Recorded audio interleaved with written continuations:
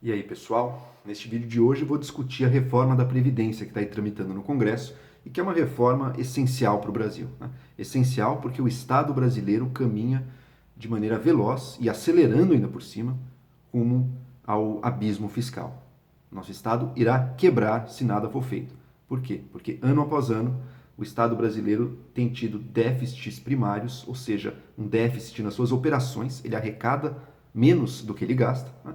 Um ano ou outro isso acontecer, isso não é um problema de forma alguma, pode até ser bom às vezes, mas a situação grave do Brasil é que a gente não tem como produzir o superávit, porque o gasto obrigatório do Estado brasileiro não para de crescer. A pequena parte sobre a qual o presidente e o governo têm algum tipo de escolha já está sendo reduzida ao máximo. O investimento, por exemplo, do Estado brasileiro, que é uma das coisas que dá para cortar, já está reduzido aí de maneira brutal, inclusive com efeitos ruins para o país. E mesmo assim, a trajetória do nosso endividamento não vai mudar só com isso. A gente vai conseguir, o Estado brasileiro vai seguir se endividando cada vez mais se nada for feito. E grande parte, se não a totalidade desse déficit é causada, no fundo, pelo grande desequilíbrio das nossas contas previdenciárias. O gasto previdenciário do Brasil é outro que também não para de crescer e mais, não para de crescer de forma explosiva, de forma acelerada. Ou seja, se nada for feito, em breve não vai mais sobrar dinheiro para nada, não é nem só investimento, nem honrar salários o Estado brasileiro será mais capaz, e nem os serviços sociais, tudo aquilo para o que o Estado depende. Se a gente quer que o Estado haja, ele tem que ter os recursos. Se todos os recursos deles estão comprometidos com uma coisa como a Previdência, não vai mais sobrar para o resto. Porque a arrecadação também está no momento que o Brasil já cobra muito imposto, comparado a outros países de renda média, como é o caso brasileiro, a gente já cobra muito mais imposto, estamos por volta de 35% do PIB de imposto. Está muito difícil subir mais imposto agora, vai tornar ainda mais lenta a nossa recuperação, vai ser gravíssimo. A gente precisa aí sim controlar o gasto e controlar essa trajetória explosiva do gasto e controlar a trajetória, portanto, também explosiva do nosso gasto previdenciário. O Brasil é um país relativamente jovem, né? Os idosos são a minoria da população e mesmo assim a gente gasta, o Estado brasileiro gasta em aposentadorias, medido em porcentagem do PIB, a mesma coisa que o Japão, um país de idosos. A mesma coisa que países europeus, como a Finlândia, países que também têm muito mais idosos que o Brasil. A nossa situação previdenciária é disfuncional. As regras da nossa previdência não estão de acordo com a nossa realidade demográfica e com a nossa realidade econômica. Precisam ser mudadas, portanto, para evitar que a gente continue nessa disparada acelerada rumo ao abismo, tá? Que daí vai ser uma crise que vai deixar essa que a gente está vivendo no chinelo, se acontecer, espero que não aconteça, do Estado brasileiro quebrar. A reforma da Previdência vem para impedir isso, vem para trazer regras mais razoáveis para a nossa Previdência, tá? Portanto, para impedir que a gente chegue nessa grave situação na qual a gente está se encaminhando, de novo, de forma acelerada. Portanto, uma reforma da Previdência é necessária. E eu considero que a reforma proposta pelo governo Bolsonaro, aí pelo Paulo Guedes, é um projeto de reforma da Previdência muito bom. Né? Muito bom por dois motivos especiais. Primeiro, ela tem um impacto fiscal, que é isso que a gente está falando, bastante relevante. Em 10 anos, 1,2 trilhões de reais. E mais do que isso, ao longo do tempo, depois desses 10 anos, ele muda a trajetória desse crescimento, ele estabiliza isso, permitindo que a gente vislumbre, portanto, uma situação em que a gente não esteja mais tendo déficits cada vez maiores ano após ano. Tá? Veja, não é que passando essa reforma o Estado brasileiro vai ter 1 trilhão de reais para gastar. Não, não é nada disso. Passando essa reforma, é uma reforma bastante ambiciosa, o Estado brasileiro terá zero para gastar. Ela apenas faz com que a situação pare de piorar a taxa que ela tem piorado hoje em dia. Tá? Então não é que vai sobrar dinheiro, não vai sobrar dinheiro nenhum depois da reforma, mas ela vai impedir que o buraco cresça da maneira que está crescendo. Tá? Então, ela tem um impacto fiscal muito relevante, primeiro ponto. E segundo, do ponto de vista social, ela, na medida do possível, ela é justa. E por dois motivos isso. Primeiro, porque ela entra fundo, ela mete a faca, aí sim, nos grandes privilégios do funcionalismo público. A gente sabe que o funcionalismo público tem um regime próprio de previdência, com outras regras muito mais generosas do que no setor privado, gerando distorções assim de que funcionários públicos que estão na elite da pirâmide de renda brasileira ganham aposentadorias assim muito acima do teto do INSS, do trabalhador privado, ou seja, uma distorção total. A proposta do Paulo Guedes acaba praticamente com todas essas regalias e privilégios aí da previdência do funcionalismo público. Tá? Então, por isso é bom. E outra, para aqueles brasileiros muito pobres, que estão na outra ponta, que ganham um salário mínimo ou menos, ela mantém tudo mais ou menos igual. Tá? Eles não vão ser muito afetados por ela. Porque eles hoje em dia, que ela faz? Né? Ela propõe, entre os pontos centrais dela, uma idade mínima de 65 anos para aposentadoria. A gente não tem, a gente é um dos poucos países do mundo que não tem, sabe? Todo país tem, isso não é uma criação diabólica do Paulo Guedes, não, isso é uma coisa básica em todo mundo. Ela acaba com os privilégios todo do funcionalismo e ela propõe aí esse regime de capitalização, que eu já vou discutir um pouquinho mais. Mas com relação a essa idade mínima, que muita gente tem chiado também, veja, no Brasil, esses mais pobres, que ganham um salário mínimo ou menos, como na vida deles, eles têm, em geral, têm muitos anos de trabalho informal, aí, trabalho pelos quais eles não recolhem o pagamento previdenciário para o INSS, eles acabam já se aposentando, hoje em dia, nas regras atuais, já se aposentam aos 65 anos, já se aposentam por idade. Muitos deles ganhando o benefício da prestação continuada, nem conseguiram todos os anos aí de contribuição. Tá? Então, para esse trabalhador muito pobre brasileiro, não vai mudar muita coisa. Agora sim, para quem ganha mais do que isso, no setor privado, sim, vai ter uma idade mínima aí, vai ter que trabalhar 20 anos até chegar nessa idade mínima para poder começar a receber e, portanto, vai ter sim um gasto a mais, tá? Vai ter um tempo a mais antes de receber sua aposentadoria. É bom? Não, não é bom. Mas está de acordo, sim, com a realidade, com as mudanças demográficas pelas quais o Brasil passou. Tá? Um país que vai ter cada vez mais idosos, ou seja, um país em que esse nosso gasto previdenciário, que já é alto, só vai subir, tá? No qual os idosos são uma proporção cada vez maior também da população total brasileira. A demografia vai mudando, a realidade do trabalho vai mudando, a Previdência precisa acompanhar isso. Se não acompanhar, o país inteiro quebra. E daí não tem dinheiro para salário do funcionário público, não tem dinheiro para os serviços essenciais de educação, o saneamento, tantas outras coisas que o Estado precisa fazer.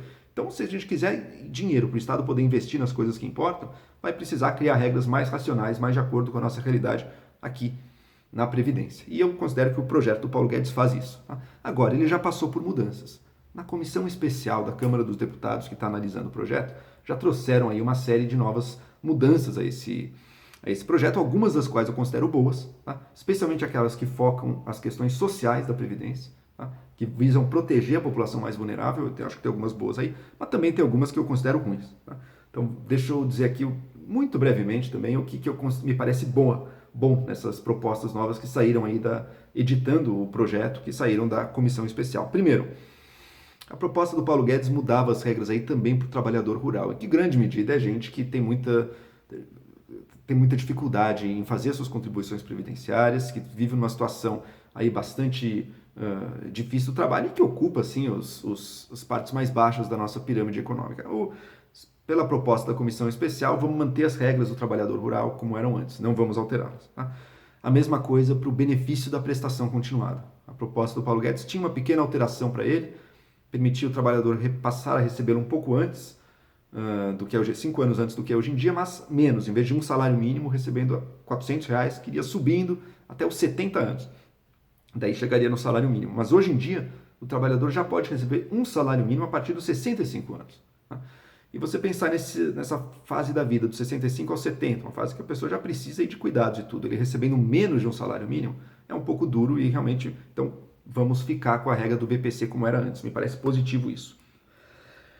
Outra coisa que os benefícios aí do salário família e do auxílio reclusão, que estariam restritos pela proposta nova apenas a quem ganha até um salário mínimo, agora não, vão estar restritos a quem é considerado de baixa renda, ou seja, pessoas podem ter uma renda um pouco maior do que o salário mínimo, mas ainda são de baixa renda, hoje em dia acho que é R$1.300 por aí, então vão estar podendo ganhar aí o salário família, o auxílio reclusão, também me parece positivo. São coisas, implicam custos, mas implicam para o Estado brasileiro, mas custos justificados, porque estão fazendo aquilo que o Estado precisa fazer, transferir recursos para quem tem muito pouco, para quem precisa. Então me parece plenamente justificado esse tipo de mudança. Outras, por outro lado, me parecem não positivas neste momento, tá? Primeiro, uma divisão de várias categorias aí, como professores, policiais civis, que vão ter regras próprias para a Previdência. Sou contra isso. Vamos deixar a mesma regra para todo mundo. Profissões diferentes exigem sistemas e remunerações diferentes, sim, mas vamos tratar, então, dentro de cada profissão. Não vamos jogar isso para a Previdência, criando uma situação aí distorcida no nosso regime previdenciário. Tá? Tem até que, talvez, alguns bolsonaristas fiquem felizes aí, porque o próprio Congresso agora colocou aí a pensão por morte integral, no caso de policiais civis que morram em serviço, tá? Em decorrência do serviço. Pode até agradar, mas é o tipo de pequenos penduricalhos que estão sendo dados a essa, não pela renda, tá? Porque uma coisa é pela renda, não. Quem tem renda baixa vai ganhar mais, ponto. Isso qualquer profissão da pessoa. Esse raciocínio das profissões é outro, não é pela renda, não é porque a pessoa de fato ocupa uma posição que ela precisa receber. É porque eu acho que essa profissão merece, o professor merece. Tudo bem, o professor merece um monte de coisa, mas e tantas outras profissões? E o gari não merece? E o bibliotecário não merece? Tantas profissões que merecem, por que vamos escolher algumas? Me parece totalmente arbitrário, parece servindo a pequenos lobbies de pressão, grupos de interesse, que têm toda a legitimidade de existir, mas que não deveriam estar sendo contemplados dessa maneira. Tá? 2 pontos que me parecem bastante negativos das propostas. Misturar essa reforma da Previdência com um pequeno aumento de impostos para os bancos. Não estou nem dizendo que eu sou necessariamente contra esse imposto para os bancos, mas uma coisa não tem nada a ver com a outra. Você não corrige o déficit previdenciário brasileiro criando um impostinho a mais aqui nos bancos, tá? Esse é um ponto. E outro, o dinheiro do FAT, do Fundo do Auxílio do Trabalhador, que vai em larga medida para o BNDES, é uma fonte importante dos recursos do BNDES, ou seja, para serem investidos no Brasil, seriam desviados e levados aí para a Previdência, para pagar a aposentadoria. Parece absolutamente anti-estratégico para o Brasil fazer isso. O Brasil precisa de investimentos agora. Então, você tirar dinheiro que iria para o investimento, ou seja, pensando no futuro, para transformá-lo em consumo, porque a aposentadoria vira consumo, na prática. As pessoas consomem o dinheiro da aposentadoria, os recursos. Me parece assim, é o contrário do que o Brasil precisa agora. Não vamos tentar mascarar as contas da Previdência brasileira tirando um dinheirinho ali do BNDES e botando para cá. Não, vamos manter as nossas prioridades. Vamos discutir impostos separadamente. É bom para o Brasil, é justificado em si mesmo esse aumento de imposto para os bancos, então que se faça. Eu não estou dizendo que é, mas esse deveria ser o raciocínio. Ele não tem nada a ver com quem vai receber e como a gente vai financiar a Previdência no Brasil. Tá? São questões completamente separadas. E a questão do investimento também. Vamos focar. O Brasil vai precisar de mais investimentos. Não é porque o BNDES hoje em dia é fruto aí de uma propaganda meio negativa até por parte do governo que esse investimento público que não espera um retorno imediato de mercado, que ele vai deixar de ser necessário, vai ser necessário. Então, me parece um erro tirar esse dinheiro daí. Por fim, outra mudança, mas que os próprios deputados esperam reverter, você vai tirar da reforma da Previdência os funcionários dos estados e dos municípios. Tá? Isso é um grande risco para o Brasil. Tá? Eu entendo o cálculo político dos deputados, é um custo para eles. Cada deputado foi eleito por um estado. Ele vai passar algo que para os funcionários públicos do estado deles e dos municípios ali não será positivo, sem dúvida alguma. Você já vai criar um ressentimento contra ele. Categorias vão ficar contra ele depois. Tá? E eles estão sentindo que não está tendo apoio dos governadores e dos prefeitos nisso. Que eles estão meio esperando que o Congresso aprove para que eles próprios, os governadores, não tenham que se desgastar e o desgaste fique todo com o Congresso. Os deputados têm razão de não aceitarem isso. Falar, eu vou fazer algo importante para o Brasil e depois eu vou comprometer minha situação política no Estado, sendo que vai beneficiar aqueles que demagogicamente não apoiam, até se colocam contra? Nananina não. Então vamos passar para eles. Os estados e municípios estão quebrados também, vão precisar fazer a reforma da Previdência, só não vai custar para nós. Enquanto raciocínio político, eu entendo perfeitamente que isso seja pensado dessa maneira. Mas pensando no projeto de reforma da Previdência, que será melhor para o Brasil, não. A gente vai aumentar muito aí o risco de vários estados e municípios ficarem numa situação muito ruim, precisar de socorro, precisar de auxílio, não conseguir fazer sua reforma. Não, vamos fazer para todos já. Vamos tentar costurar isso no Congresso. Espero que os deputados consigam fazer essa articulação, que é uma coisa importante da política, não é malvada, que nem o presidente tentou vender um tempo atrás. Esperar que consigam para passar os estados e municípios já aqui no Congresso. Tá? Bom, tem uma outra mudança também. E essa eu deixei por fim, porque acho que é uma discussão importante. Que, assim, a reforma da Previdência do Guedes, ela prevê a mudança do regime da Previdência, de um regime de participação, que é o atual, no qual os trabalhadores que trabalham hoje em dia pagam uma contribuição previdenciária que vai para sustentar os idosos que estão aposentados. Ele quer mudar disso para um regime de capitalização, no qual cada trabalhador deposita a sua contribuição numa conta e quando ele se aposentar, ele vai retirar o dinheiro dessa conta. Essa proposta tem uma vantagem. Ela, se fosse aplicada de forma pura, mas que no fundo não poderia no Brasil, por uma série de questões sociais, mas ela acabaria com os problemas de desequilíbrios da Previdência. Tá? Porque eu só vou retirar, no final das contas, aquilo que eu apliquei e os rendimentos daquilo que eu apliquei. Então você acabaria com desequilíbrios dela. Agora, para a transição para esse regime, exige um gasto enorme. Né? Porque, veja, se eu, ao pagar minha contribuição hoje, ao invés de estar sustentando um aposentado, eu vou estar guardando esse dinheirinho numa conta e aplicando ele numa conta, De algum lugar vai ter que estar vindo o dinheiro que está indo para o aposentado. Portanto, se a gente fosse fazer uma transição automática de um para o outro, a gente duplicaria praticamente em termos aí o gasto com a Previdência no Brasil. Seria um gasto enorme, exige um aporte de recursos brutal para fazer essa transição, para nos levar a uma situação que, do ponto de vista social também, eu acho que não foi feita a devida discussão para ver se a gente quer isso. Tá? O Brasil tem se espelhado, o Guedes tem se espelhado muito aí no caso do Chile, que fez essa transição durante a ditadura do Pinochet, com a promessa de que cada um vai ter sua conta e vai receber um salário baseado naquilo que ele aplicou quando chegar na idade, quando virar idoso e se aposentar. E o que está se vendo agora, quando as pessoas estão se aposentando, é que elas estão ganhando muito menos do que se esperava. A pessoa contribuiu ao longo da vida dela lá com tanto, esperando ganhar algo meio comparável ao que ela ganhava. Óbvio que não vai ser igual, né? Mas de alguma maneira, dentro de uma certa previsão que havia sido feita para ele, não. Estão descobrindo que vão ganhar salários e remunerações baixíssimas na sua terceira idade aí. Lembrando que a vida humana está cada vez mais longa também, né? Então a aposentadoria está ficando mais longa. É perigosíssimo para o Brasil aceitar algo assim. E veja, a Previdência brasileira necessariamente tem que ter também um caráter distributivo. Tem muita gente no Brasil que trabalha ganhando um salário mínimo, às vezes menos do que isso. Essa pessoa, se ela contribuir com uma fração desse salário dela, que já é baixo, ao longo de cada mês, é impossível ela ganhar sequer um salário mínimo ao final do processo, concorda? Ela salvou cada vez uma pequena fração do salário mínimo. Como é que ela vai ganhar por mês um salário mínimo quando se aposentar? Não dá. Então, se a gente quiser garantir que o brasileiro vai ganhar no mínimo um salário mínimo aí ao fim da aposentadoria, ou um valor mínimo que seja, se não quiserem ser igual ao salário mínimo, a gente vai ter que ter uma distribuição de recursos também. Isso é importantíssimo. Essa ideia de que só vai ter as contas individuais, do ponto de vista social, seria assim, destrutível para o Brasil, perigosíssima para o Brasil. Óbvio que você vai deixar as pessoas morrer de fome? Não pode. Então, me parece que a discussão para mudança para o regime de capitalização, que não está madura, porque nem o Paulo Guedes não explicou direito como seria esse regime, ele teria que ser discutido posteriormente. Então, os deputados tiraram isso. E me parece, em última análise, positivo. Tá? Então, essa seria uma mudança positiva dos deputados. A capitalização no Brasil jamais poderá ser pura, vai ter que ser muito bem discutida, não é o momento agora. Vamos focar no impacto fiscal. O impacto fiscal, mesmo com todas essas mudanças, ainda é muito positivo.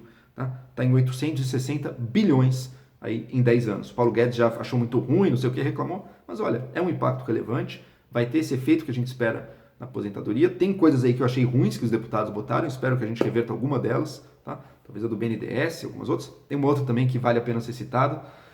A proposta do Guedes fazia uma coisa muito inteligente, ela desconstitucionalizava diversos pontos da reforma da Previdência. Porque a gente vai ter que fazer reformas no futuro também, tá? Outras reformas virão.